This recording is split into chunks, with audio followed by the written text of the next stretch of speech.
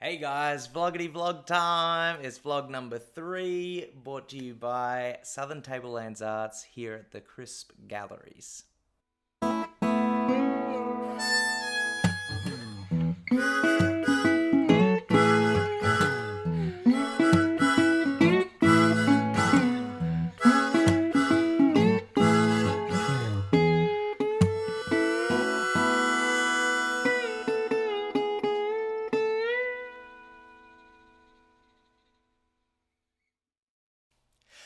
Firstly, I'd love to thank everyone who came out to the performance yesterday. It was so amazing to see so many of you wonderful people there and so much support from the Yass and Goulburn communities.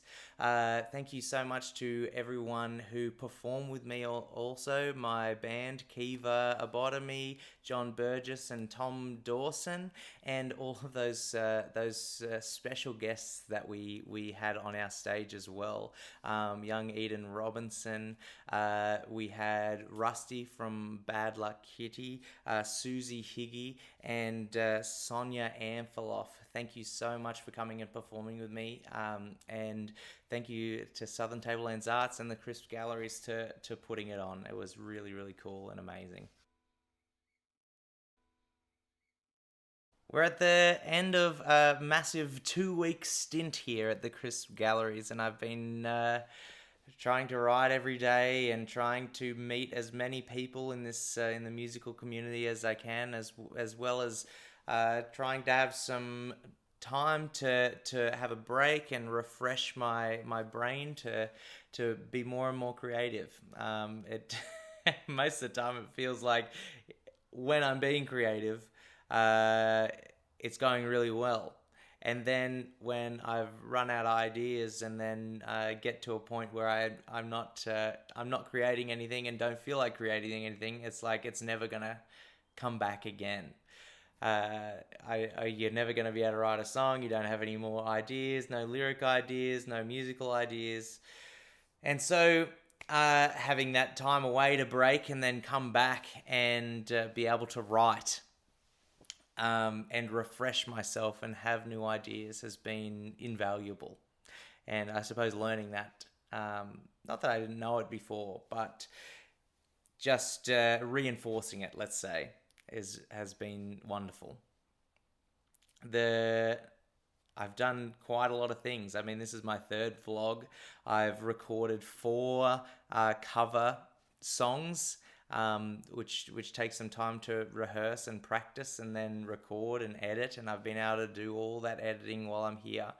And on top of that, I have been preparing for our concert, practicing our songs, and we played for around about 2 hours. As well as learning a few tunes for other people and my originals and polishing those back up. And then finally, the main project, the writing. I was aiming for 14 tunes in 2 weeks, and everyone I told that goes, "Whew, that's a that's a lot of tunes." I managed to get 12, 12 done. Um, and I think that has been more than I could have hoped.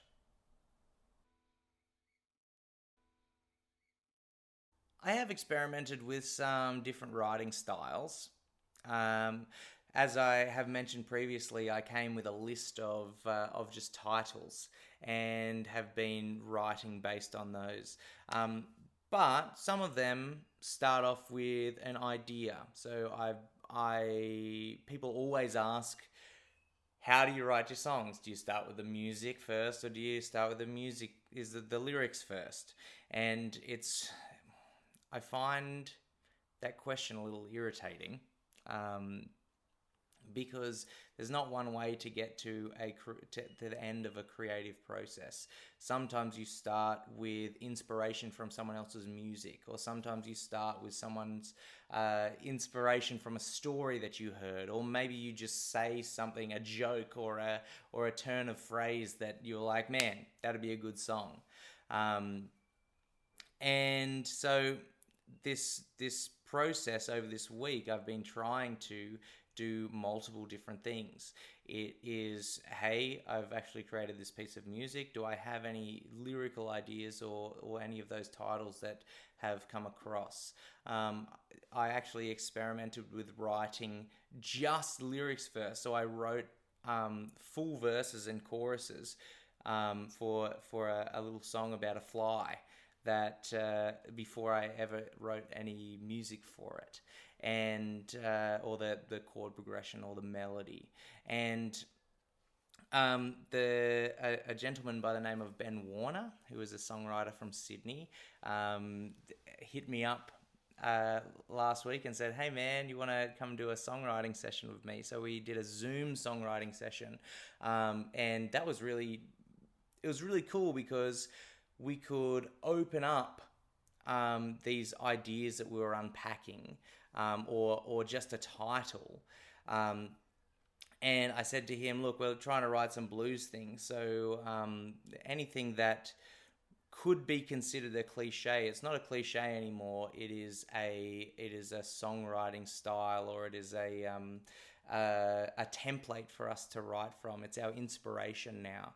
And so we wrote a song together that with a title that I was struggling with, and it was really refreshing to go and find someone else's ideas. And then we were chatting about some inspirations from the place as well, and Peter is a glass maker from the galleries here, and so I also gave him Ben some of the stories from my life, and Ben wrote another whole couple of verses over the night while I was snug in my bed, and sent them to me in the morning. And there's some really cool ideas that I've been playing with from that side of things. So just having the lyrics again, and a story.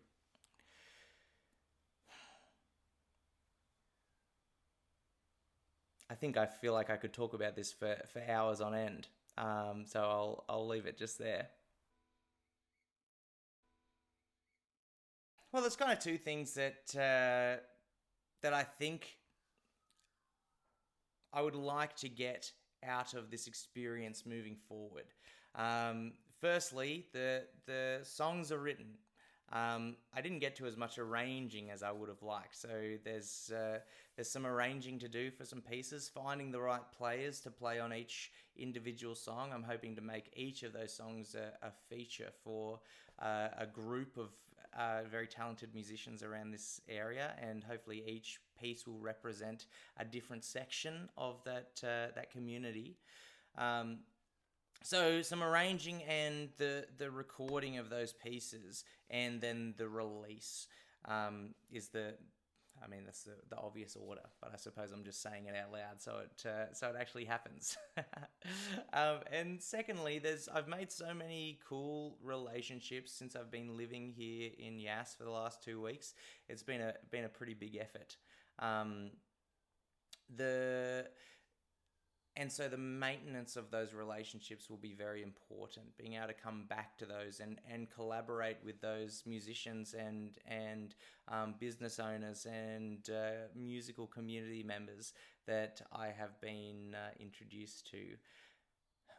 It'll be tricky, but everyone here has been very lovely. So I'm looking forward very much to working more here in Yass.